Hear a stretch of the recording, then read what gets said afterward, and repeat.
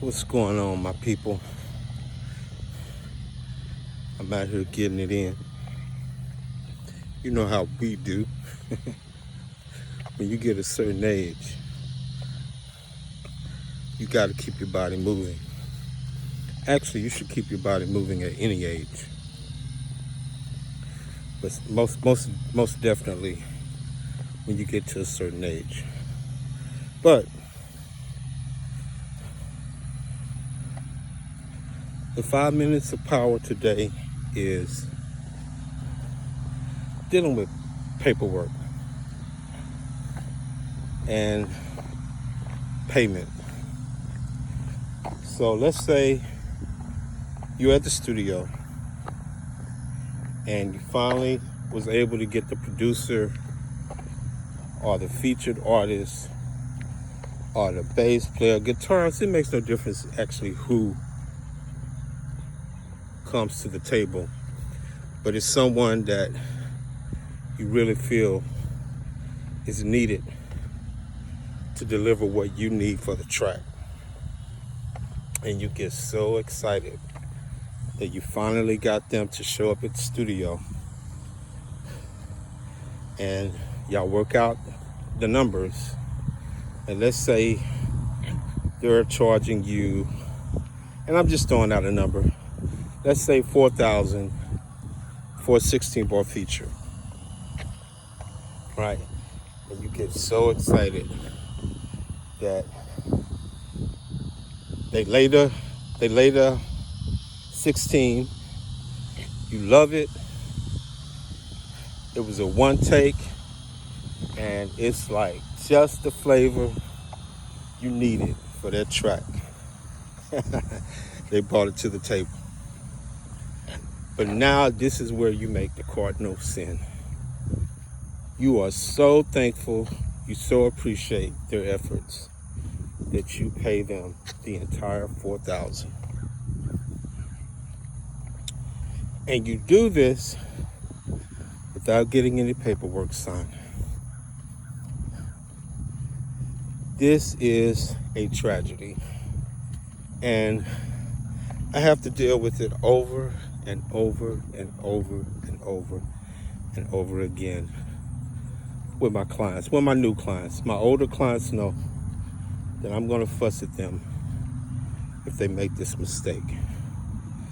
And it's not that these people are bad or that they're poor businessmen or women, or that they don't want your project to succeed.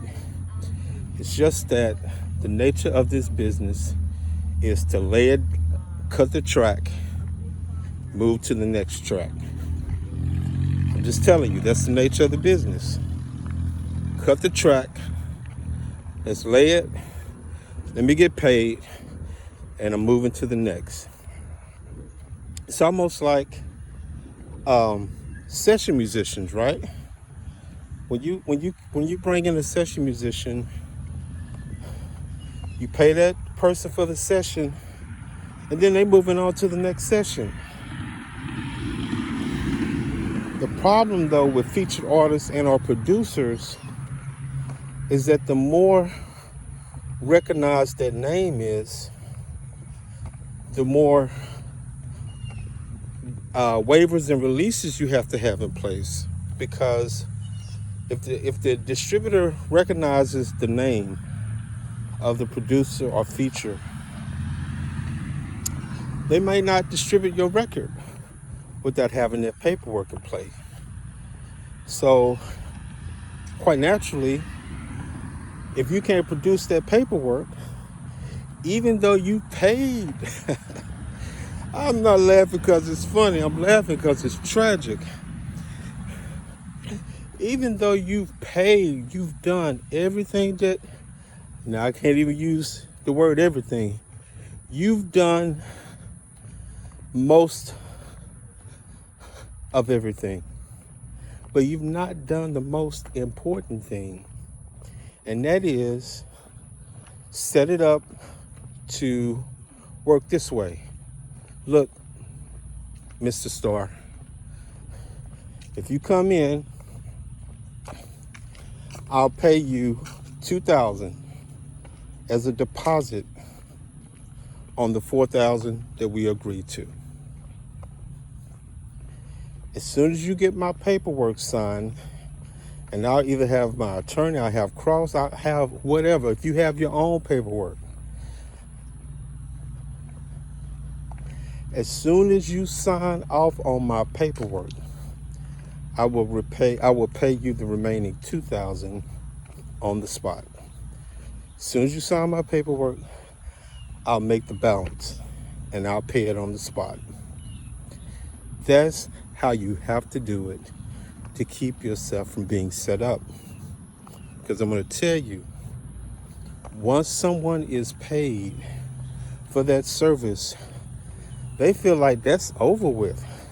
Now, of course, depending on who you're engaging, if it's a producer, then you're going to have to account their producer points moving forward. And mechanicals, if the producer composed the music that he produced. But I'm just telling you, in their mind, that job is done. That track has been cut, and I'm moving on to the next track, next opportunity. I apologize, guys. I'm running into a place where they're doing some yard work. But that's the 5 minutes of power right there. It's a little bit over. I told you guys, it'll go over from time to time. But this is the key takeaway. Don't make full payment. Don't do it. It's the kiss of death to you being able to maximize whatever was delivered to that track and get it distributed. Do deposits and don't pay the balance on the fee until they get the paperwork back submitted to you. All right, guys, have a good one.